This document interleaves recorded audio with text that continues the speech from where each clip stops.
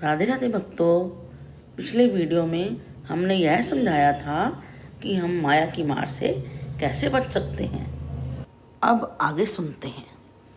भगवान कृष्ण का अंश होने के कारण अल्प मात्रा में कृष्ण के लक्षण जीव में भी हैं। इसलिए जीव स्वतंत्रता चाहता है। भगवान कृष्ण ने जीव को स्वतंत्रता दी है, परंतु जो इस स्वतंत्रता का सदुपयोग करता है वह कृष्ण उन्मुख हो जाता है। जो इस स्वतंत्रता का दुरुपयोग करता है वह कृष्ण विमुख हो जाता है। इसी विमुखता के कारण जीव में मिथ्या अहंकार आता है और वह माया का भोग करने की कामना करने लगता है। श्री कृष्ण द्वारा प्रदान की गई स्वतंत्रता का उचित और अनुचित उपयोग ही हमारे मुक्त और बद्ध होने का एकमात्र कारण है।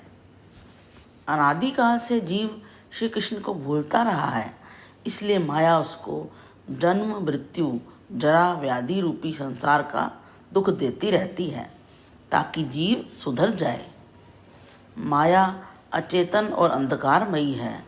इसका भगवान श्री कृष्ण से वैसा ही संबंध है जैसा धुएं का अग्नि से। यह जीव को अपनी मार मारती है और उसे भौतिक संसार में फंसा लेती है, इसलिए उसे अपराशक्ति भी कहते हैं। माया श्री कृष्ण की शक्ति इसलिए भी है क्योंकि वह श्री कृष्ण के बाहर होते हुए भी उनसे नियंत्रित है। सृष्टि के पूर्व माया के सतोगुण, रजोगुण और तमोगुण, ये तीनों गुण अपनी सुषुप्त अवस्था में रहते हैं। जब भगवान सृष्टि करने की इच्छा करते हैं तब प्रकृति अर्थात दुर्गा देवी पर दृष्टिपात करते हैं। सइक्षत अर्थात पूर्ण पुरुषोत्तम भगवान ने भौतिक प्रकृति पर दृष्टिपात किया।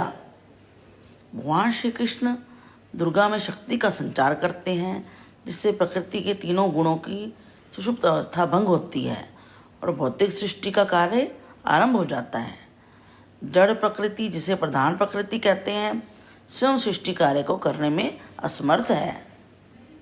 जिस प्रकार से घट का मुख्य निमित्त कारण कुंभकार है और गौण निमित्त कारण उसका चक्र और दंड है, उसी प्रकार से विश्व का मुख्य निमित्त कारण श्री कृष्ण है और गौण निमित्त कारण माया है। इस प्रकार से यद्यपि सृष्टि माया के तीनों गुणों का परिणाम है, माया उसका उपादान कारण है, मुख्य कारण नहीं है। मुख्य कारण है श्री कृष्ण, क्योंकि जब तक माया के तीन गुण कृष्ण की चेतनामयी शक्ति से प्रभावित नहीं होते तब तक सृष्टि कार्य करने का सामर्थ्य तीनों गुणों में नहीं होता है। लोहा जब आग में रहता है तब उसके अंदर भी जलाने की क्षमता आ जाती है, लेकिन आग के बाहर लोहे में इस शक्ति का संचार है ही नहीं। जिस प्रकार से बिजली का तार बिजली तभी बनता है जब वह बिजली से संबंधित हो, अन्यथा वह केवल एक साधारण सा तार ही है। पावर हाउस हमेशा एक विशेष इंजीनियर के नियंत्रण में रहता है। उसी तरह इस भौतिक प्रकृति के भी मुख्य नियंत्रक केवल श्री कृष्ण हैं। दुर्गा देवी अर्थात माया मात्र श्री कृष्ण के नियंत्रण में कार्य करती है। श्री कृष्ण के दृष्टिपात से ही माया देवी इस भौतिक संसार को परिचालित करने में सक्षम होती है। माया श्री कृष्ण की ही शक्ति है। जिस तरह से प्रधानमंत्री की शक्ति से देश का कोना कोना परिचालित होता है, जरूरी नहीं है कि प्रधानमंत्री को स्वयं हर जगह जाना पड़े, वैसे ही श्री कृष्ण की दुर्गा शक्ति से सारा संसार चलता है। दुर्गा शक्ति भगवान श्री शंकर की पत्नी है। यह दुर्गा देवी ही माया शक्ति हैं जो जड़ जगत को जन्म देती हैं, परंतु वह मुख्य सृष्टा नहीं है, वह गौण सृष्टा है। मुख्य सृष्टा तो श्री कृष्ण है। श्री कृष्ण के बिना दुर्गा देवी यह सृष्टि नहीं कर सकती।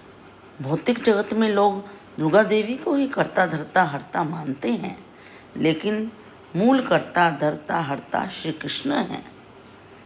मैं श्री कृष्ण का नित्य दास हूँ, यह भूल जाने के कारण ही जीव भौतिक संसार रूपी कारागार में माया द्वारा बंदी बनाया जाता है।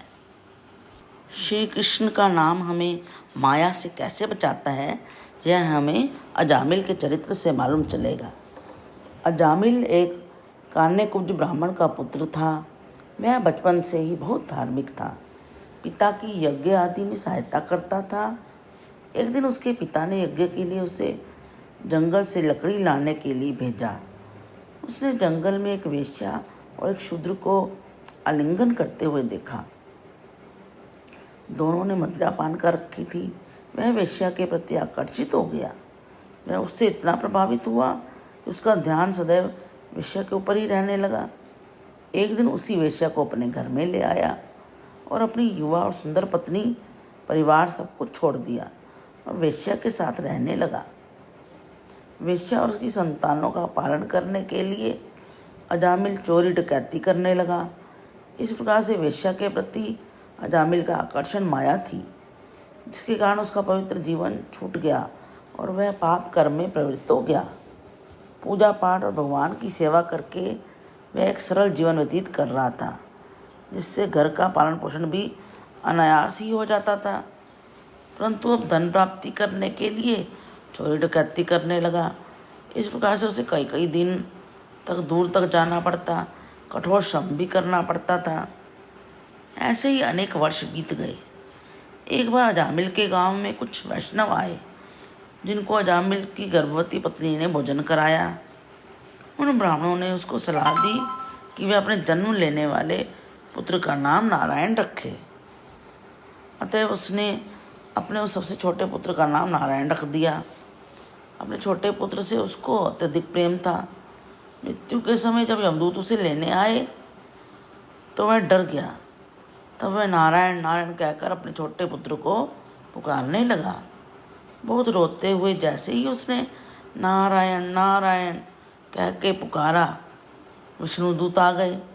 विष्णुदूतों ने यमदूतों को बोला, इसे नारायण को चाहे किसी भी भाव से पुकारा है, आप इसे नहीं ले जा सकते। अजामिल के प्राण बच गए। तत्पश्चात उसने अपना शेष जीवन हरिद्वार जाकर भगवान की भक्ति की और भगवत धाम को प्राप्त हुआ। वैष्णवों की कृपा से अजामिल का उद्धार हुआ। यदि वह अपने छोटे पुत्र का नाम नारायण नहीं रखता तो मृत्यु के समय वह नारायण नाम नहीं ले पाता और यमदूत उसको नरक ले जाते। परंतु नारायण नाम स्वयं भगवान का नाम होने के कारण उसकी रक्षा हुई।